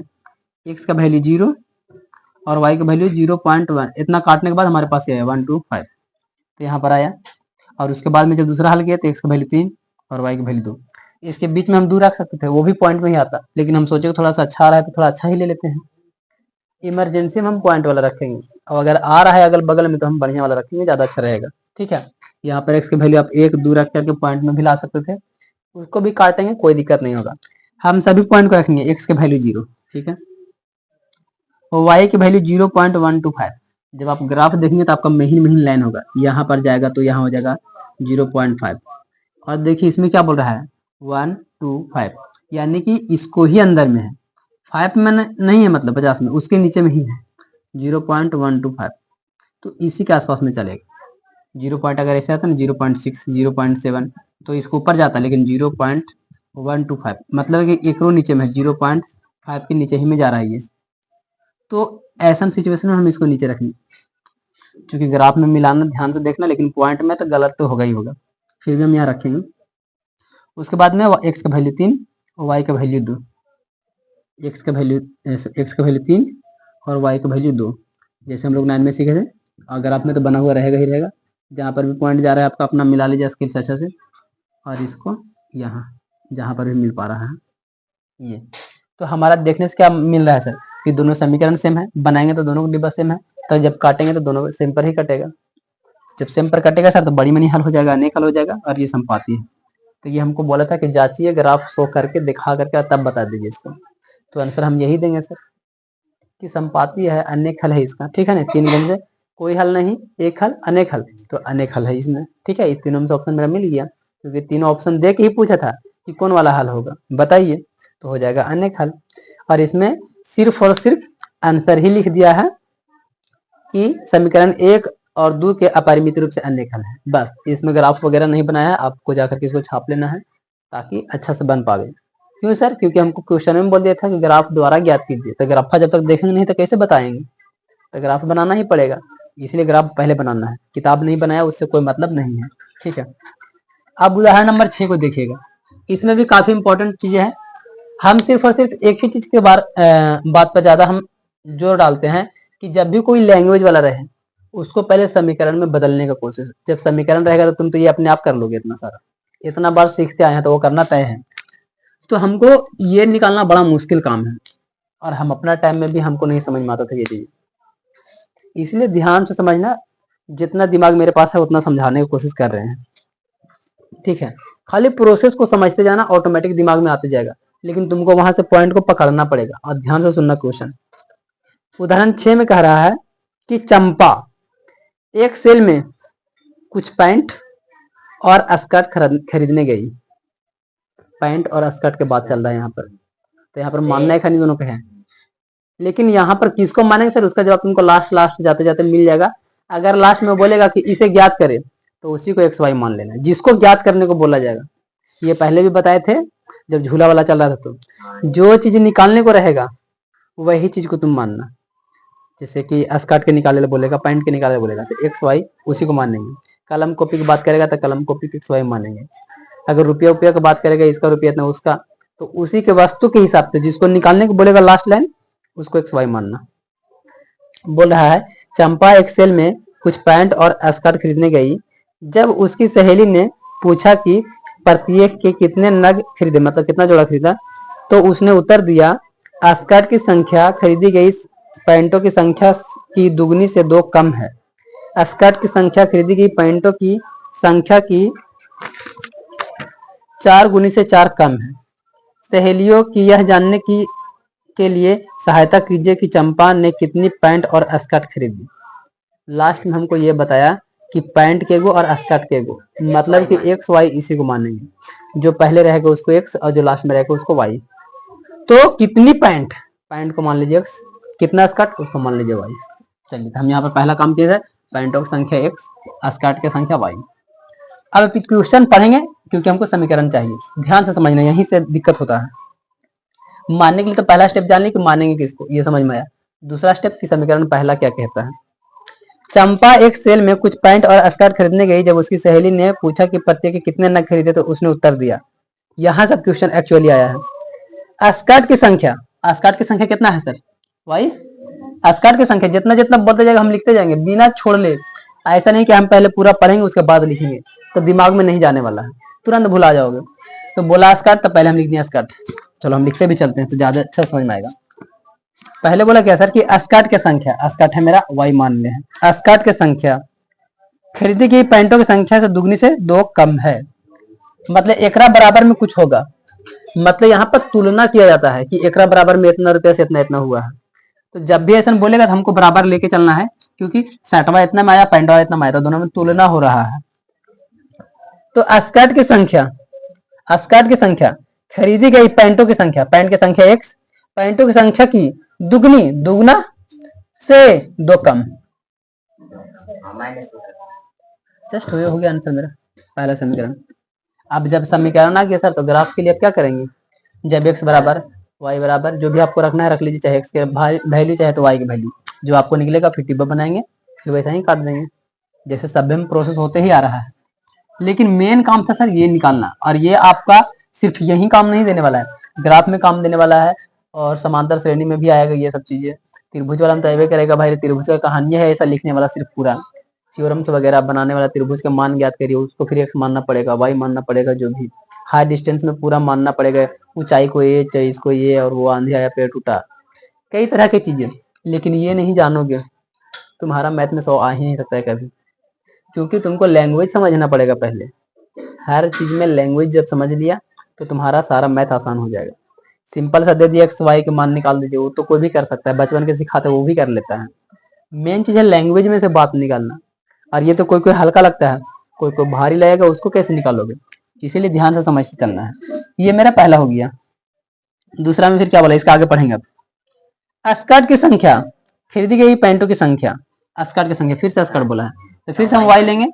स्कर्ट की संख्या पैंटों की संख्या से, फिर से पैंट ले लिए, स्कर्ट और पैंट दोनों को देख रहे हैं। स्कर्ट की संख्या खरीदे गए पैंटों की संख्या की 4 गुनी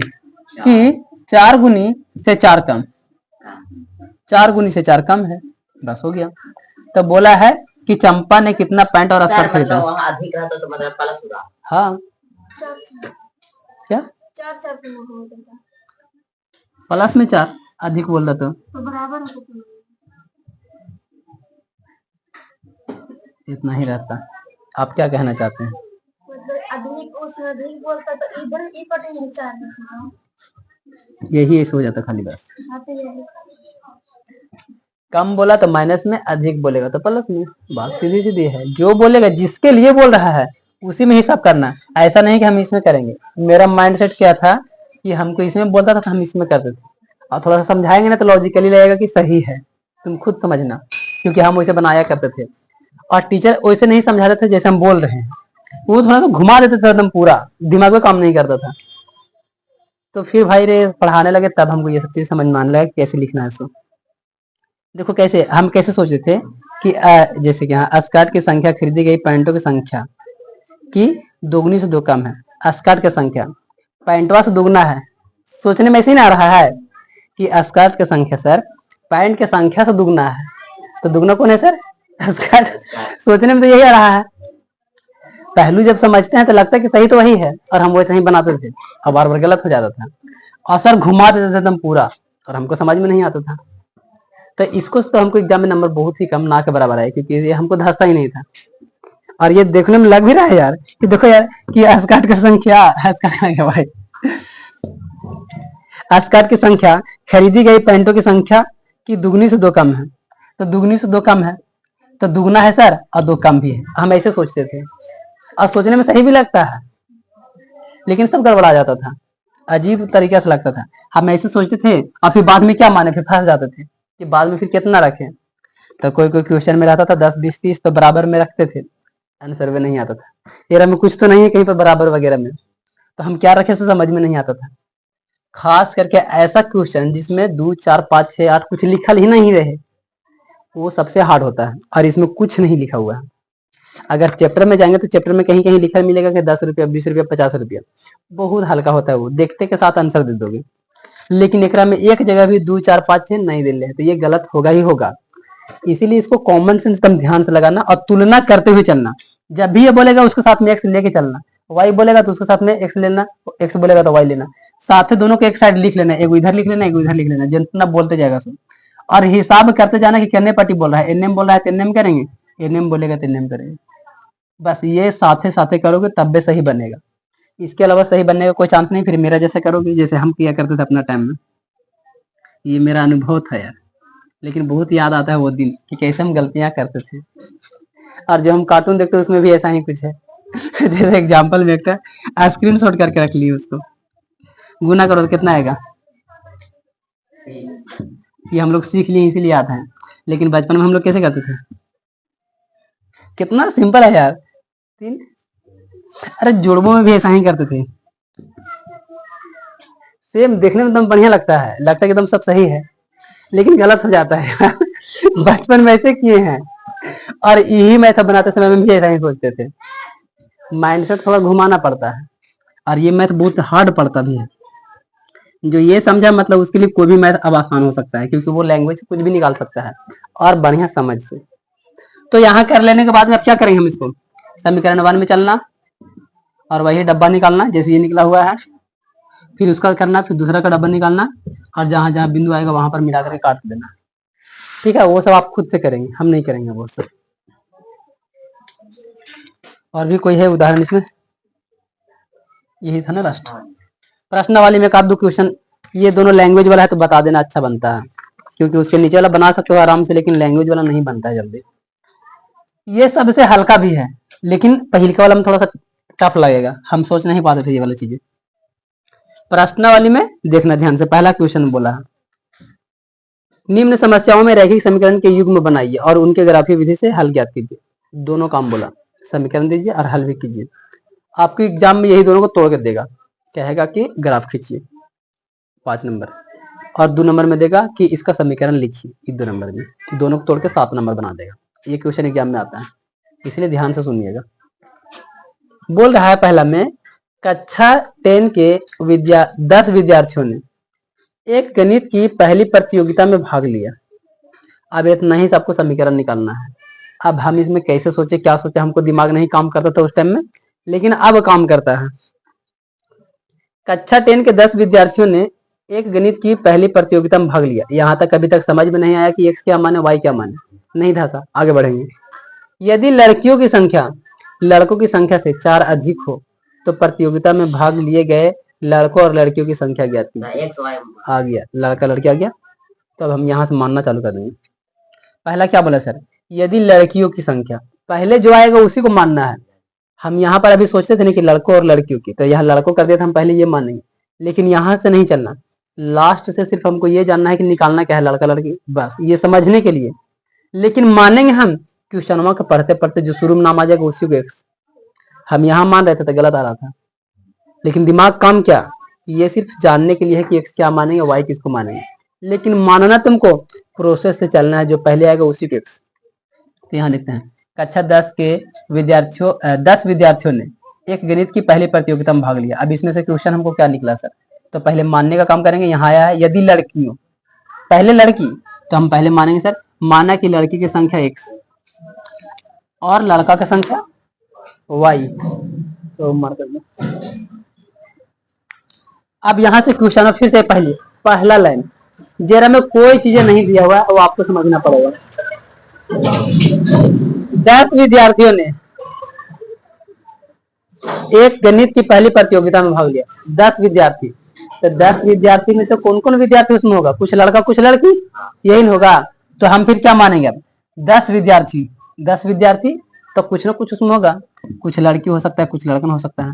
ये पहला समीकरण, दिमाग को थोड़ा दौड़ाना पड़ेगा। यहाँ पर इसमें कुछ नहीं था, खाली 10 विद्यार्थी, तो 10 विद्यार्थी खाली लड़का के लिए तो नहीं हो सकता है, 10 विद्यार्थी तो मिक्स ना है, क्योंकि यहाँ पर सब लोग है, 2 गो है, लड़का लड़की की बात हो रहा है, तो हमको दोनों लेके चलना पड़ेगा। और 10 गो है, लेकिन कौन लड़कियां कितना है और कौन लड़का कितना वो नहीं पता हमको। तो ऐसा सिचुएशन में हम मिला करके लेके चलेंगे। कॉन्सेप्ट को समझने का कोशिश करो। x + y बराबर में 10 लेकर के चलेंगे। आगे बढ़ते हैं। यदि लड़कियों की संख्या, तो पहले माने थे x लड़की, तो लड़की की संख्या लड़कों की संख्या, जब तुलना करे लेगा तो बराबर तुरंत ले लेना, लड़की की संख्या x लड़कों की संख्या y। अब इसके बाद लिखते हैं यदि लड़कियों की संख्या लड़कों की संख्या से 4 अधिक है, किसको से, लड़कों की संख्या से, लड़कों की संख्या से 4 अधिक है, लड़कों की संख्या से 4 अधिक है, तो प्रतियोगिता में भाग लिए गए लड़कों और लड़कियों की संख्या ज्ञात कीजिए। अब यहाँ से मेरा ऐसा लग रहा है कि नहीं, अब इसको हम हिसाब किताब कर सकते हैं आगे पीछे करके, x - में y बराबर 4 समीकरण सेकंड। प्रोसेस को जब समझेंगे तो आपको सही मिल जाएगा। और आंसर में देखेंगे तो आंसर में दे दिया है संकेत जैसा में कि x मानिए इसको, y मानिए इसको, ये कर दिया है। लेकिन हमको पहले तो आंसर भी देखने नहीं आता था, हम आंसर मतलब भी नहीं जानते थे कि आंसर भी किताब के पीछे होता है, जो मिलता था वैसा ही बनाते थे और सब गलत बना देते थे, लेकिन दिमाग यूज करते थे, आंसर के भरोसे नहीं रहते थे। अब तो रास्ता भी बता देते हैं कि अगर डॉट लगता है कि हम क्या माने सर, आंसर देख के आप समझ सकते हैं, लेकिन एग्जाम में तो आंसर नहीं रहेगा ना, तो आप उसको फिर प्रैक्टिस करके जाना पड़ेगा कि किसको x मानना है किसको y। 1-2 बार जब बनेले रहोगे तो दिमागों में रहेगा कि अच्छा इसको x मानना है इसको y, समझ जाओगे। ठीक है, तो इस तरीके से इसको भी वैसा ही डिब्बा बनाना, दोनों ग्राफ पर रख करके काट देना, आंसर आ जाएगा। परीक्षा में तुमको जो मिलेगा 2 नंबर यहीं तक करके, इतना तुमने कर दिया 2 नंबर मिल गया तुम्हारा, ये 2 नंबर का है। और इसके बाद ग्राफ बनाओगे तो ग्राफ को मिलेगा 3 नंबर। लेकिन अगर स्पेशली खाली ग्राफ बोलेगा तो स्पेशली ग्राफ को फिर 5 नंबर मिलेगा, और इसका 2 नंबर किल ले, खाली समीकरण लिखने तक।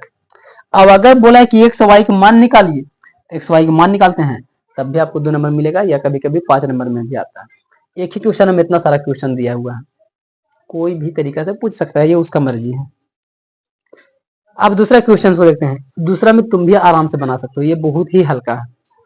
दूसरा, हाँ, 5 पेंसिल तथा 7 कलमों का मूल्य 50 रुपया है, जबकि 7 पेंसिल तथा 5 कलमों का कुल मूल्य 46 रुपया है। एक पेंसिल का मूल्य तथा एक कलम का मूल्य ज्ञात कीजिए। पेंसिल और क्या निकालने के लिए बोला लास्ट में, पेंसिल और कलम, मतलब मानेंगे x y पेंसिल कलम, ठीक है ना। हमको ये समझ में आएगा सर कि किसको मानना है, क्या वो क्वेश्चन पढ़ने के बाद समझेंगे। तो पहले जिसका नाम आएगा हम उसी को x मानेंगे, लेकिन कलम और पेंसिल यही दोनों को मानना है x y। तो पढ़ के देखते हैं पहले में किसका नाम आता है। 5 पेंसिल, तो पेंसिल को हम x मानेंगे, पेंसिल को 100 रुपया।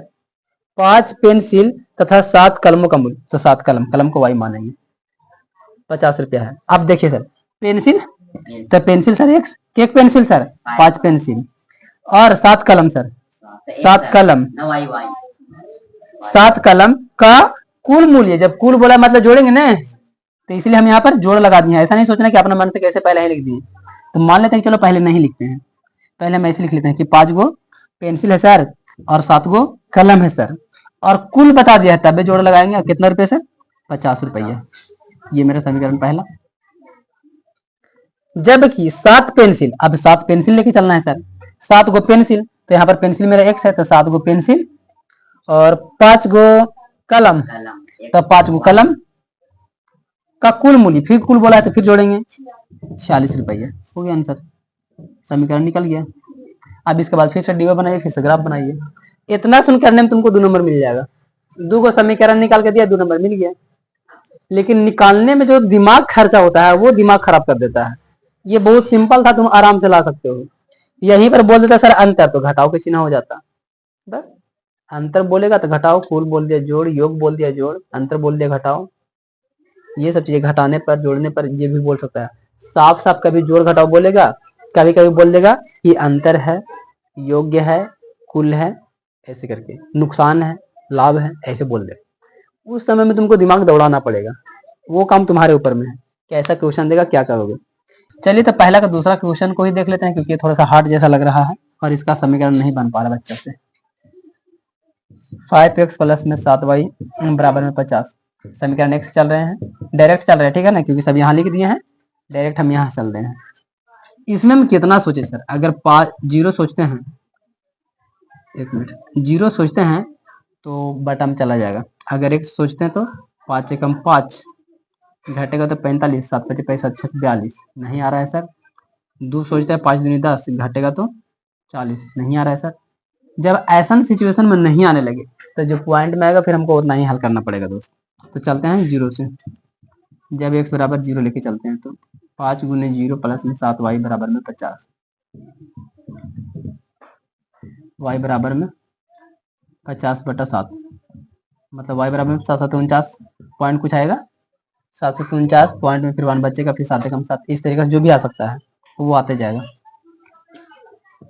फिर जब x बराबर में 1 लेके चले तो क्या होगा, 5 गुने में 1 प्लस में 7y बराबर 50, 7y बराबर में 50 माइनस में 5, 7y बराबर में 45, y बराबर 45/7। इसको काटेंगे तो 7 5 35, 7 6 42, 6 पॉइंट कुछ आएगा, y बराबर 6 पॉइंट कुछ आएगा। यहाँ पर लिख लेना, ठीक है ना, बस हम समझाने के लिए लिखे हैं। पहला समीकरण में ऐसा ही किए हैं, सेम दूसरा समीकरण में भी ऐसा ही करोगे। ओकरों में भी मान लेते हैं नहीं कट रहा है, पॉइंट आ रहा है। तो जब हम ग्राफ काटेंगे ना, तो आप ग्राफ कॉपी में काटिएगा, जितना बोलेगा सर 1 2 3 4 5 6 7 वाई की वैल्यू, तो 7वां के बाद में 0.1 वहां पर ग्राफ में कोई छोटा सा बिंदु होगा, हल्का सा रेखा, आपको मेन पर नहीं रख करके उस पर रखना है, ठीक है। और यहाँ पर x की वैल्यू 0, तो आपका आया कहाँ पर पॉइंट, यहाँ पर आया, x के वैल्यू 0 और यहाँ पे 7.1 के आसपास में यहाँ पर आया। इस तरीके से इसमें क्या खोजेंगे सर, x की वैल्यू जब 1 रखते हैं तो सर x की वैल्यू 1 यहाँ रखेंगे, तो y की वैल्यू 6 पॉइंट कुछ आया, 6 पॉइंट कुछ आएगा यहाँ पर जो भी चीजें हैं। तो इस तरीके से आना चाहिए पहला रेखा। इसी तरीके से आप दूसरा को भी हल करेंगे और मिलाएंगे। अगर कोई चीजें जब नहीं कटने लगता तो इमरजेंसी में पॉइंट रखिए, अच्छा है, कोई दिक्कत नहीं है, लेकिन ज्यादातर कोशिश करेंगे कि पॉइंट ना आवे, वो ज्यादा सरलता से करता है, उसका आंसर बढ़िया से आता है, ठीक है। तो इसको जाकर ट्राई करेंगे और दिखाइएगा, तभी हम उसमें बताएंगे कहाँ गलती है, क्योंकि हम बनाएंगे तो तुम उतार लोगे, फिर ये वाला हार्ड वाला चीज मिस कर दोगे ना, बना करके लाओगे, देखेंगे सही हो जाएगा तो सही, गलत हो जाएगा तो समझाएंगे तो ज्यादा समझ में आएगा, क्योंकि पहला ही एक बार गलत बना हुआ है, ठीक। इस तरीके से सोचेंगे। अब अगर अच्छा मोटा मोटी अंक आता है तो और अच्छा बात है, जाएगा तो रास्ता वही जाएगा, तो इसी तरीके से जाएगा, जिधर भी जाएगा तो रास्ता वही रहेगा। ऐसा नहीं है कि एगो यहाँ पॉइंट आ रहा है 2 आ जाए 4 आ जाए तो ऐसा में से ना कटे, कुछ और ही घूम जाए, इधर चला गए, जाएगा वही रास्ता से जो उसको जाना है, ठीक है। अब दूसरा वाला क्वेश्चन क्या कहता है, पहले उसको पहले पढ़ के देखते हैं। क्वेश्चन जब तक समझेंगे नहीं तब तक आगे बनेगा भी नहीं। क्वेश्चन बोल रहा है अनुपातों A1/A2, B1/B2 और C1/C2 की तुलना कर ज्ञात कीजिए। क्वेश्चन में पहले ही बोल दिया तुलना कीजिए, मतलब दोनों को A1 और A2, B1 B2 C1 C2 का मान रखिए पहले और देख लीजिए दोनों को, जैसे बताया गया था ये थ्योरी के टाइम में, हाँ। और फिर बोला है निम्न समीकरण युग्म द्वारा निरूपित रेखाएं एक बिंदु पर प्रतिच्छेद करती है, समांतर है अथवा संपाती है। ये आपको बताना है कि क्या है ये। तो जैसा ही हमारा जो तीनों रूप वो वाला आ जाएगा जो हम लोग सीखे थे शुरुआत में थ्योरी के टाइम में, a1/a2 b1/b2 c1/c2। अगर सब बराबर था तो अनेक हल, अगर यहाँ नॉट हो गया तो कोई हल नहीं, और यहाँ रहेगा सर तो एक हल। ठीक है ना, मतलब सभी बराबर रहेगा तो बड़ी मनी हल हो जाएगा, और अगर यहाँ रह जाएगा तो कोई हल नहीं होगा, और खाली यहाँ पर जो रहेगा सर एक हल होगा। बस हमको यही चीज को बताना है। इसमें बार बार रख रख के देखेंगे और जो कंडीशन आएगा हम वही रुक जाएंगे और तुरंत बोल देंगे कि हाँ ये हल है। तो हमको तीनों में से कोई हल देना है, तो हम एगो यहाँ पर लिए हैं ताकि बाकी सब तुम लोग खुद से ही हल करो। पहला वाला क्वेश्चन तो हम उठा लेते हैं। ये मेरे पास में समीकरण दिया हुआ है, तो इसमें से हमारा a1 का मान पहले वाला x के, और b1 का मान पहले वाला, और c1 जी, फिर यहाँ पर a2 b2 c2। जस्ट जो चीजें हम यहाँ पर लिख लिए, इसके पहले वाला 5, इसके पहले वाला माइनस में 4, और ये मेरा 8, और यहाँ पर जस्ट ये 7 6, और यहाँ पर माइनस में 9, ये पूरा। अब सभ्य को फॉर्मूला पर रख रख के देखिए। ये मेरा पहला रखे, ये मेरा दूसरा रखे, जो काट रहा था काटने का कोशिश भी है क्योंकि हो सकता है कि आगे मिल जाए काटने के बाद। ये रख के देखें, जब तीनों में हम रख करके देखिए बना करके, तो तीनों में देखो बराबर किसी में नहीं आ रहा है, मतलब कि दूसरे के बीच से गलत हो गया। यहाँ तक आए सर, इसमें ही नहीं मैच किया तो हम आगे बढ़ेंगे ही नहीं, क्योंकि यहीं पर गड़बड़ हो गया ना, तो आगे क्यों बढ़ना है। तो हम इसको ऐसे लिख सकते हैं, क्योंकि आगे मैच नहीं किया, equal not b1/b2 equal not, sorry a1/a2 equal not b1/b2। ये पूरा गलत। और जब यहाँ पर नॉट होता है तो हम उसको कौन हल लिखते हैं, अद्वितीय हल या एक हल। ठीक है ना, अद्वितीय हल या एक हल, एक हल, अद्वितीय हल या तो फिर एक हल। हाँ ठीक है, जो भी है कुछ भी लिख, मतलब दोनों में से कोई भी एक चीज लिखना होता है। और हमको क्वेश्चन में क्या बोला था कि रेखाएं एक बिंदु पर प्रतिच्छेद करती है, समांतर है अथवा संपाती है। हमको ये नहीं बोला है कि एक हल है कि अनेक हल है, लेकिन मेरा देख के हमको लग रहा है कि अद्वितीय हल है, मतलब एक हल है। और एक हल रहेगा तो हम उसको क्या बोलते हैं, प्रतिच्छेदी बोलते हैं कि समांतर के संपाती। तो आंसर मेरा क्या होगा, प्रतिच्छेदी, इसीलिए हमारा प्रतिच्छेदी रेखा होगा ये। मतलब हमको कहाँ से जानने को मिला सर, इस समीकरण को देख किस पर बैठा है तो हमको ये मिला, और इसको देखे तो हम ये जवाब दे दिए। यही चीज यहाँ पर लिख दिए हैं। आता है समीकरण ये पूरा द्वारा निरूपित रेखाएं एक बिंदु पर प्रतिच्छेद करती है, क्योंकि अद्वितीय हल है और अद्वितीय हल प्रतिच्छेद करता है। क्योंकि हम तुरंत जान गए कि अद्वितीय है और अद्वितीय हल वाला में प्रतिच्छेदी होता है। अरे ये वाला फॉर्मूला देख के हमको याद है कि प्रतिच्छेद काटा हुआ, ठीक है ना, तो यहीं से पता चल जाता है।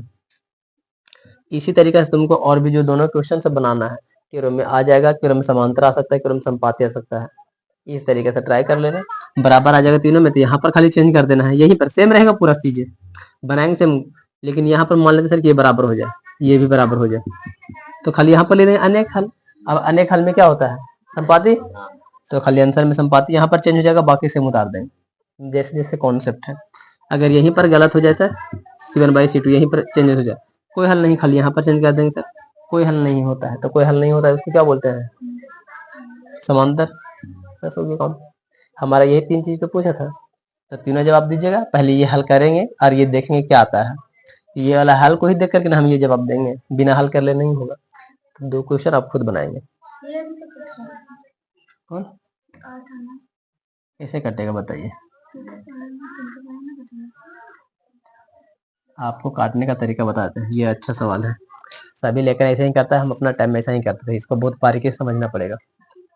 8 और 9 आप एलसीएम तोड़ते थे तो क्या टूटता था, 3 3 9, इसको तोड़ते हैं तो 2 दूनी के 4, 2 दूनी के 2।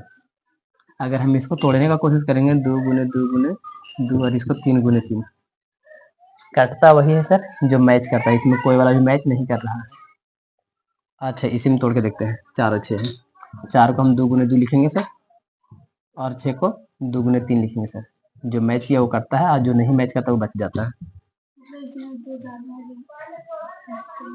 अंक मैच करेगा वही करता है, ये कॉन्सेप्ट होता है काटने का।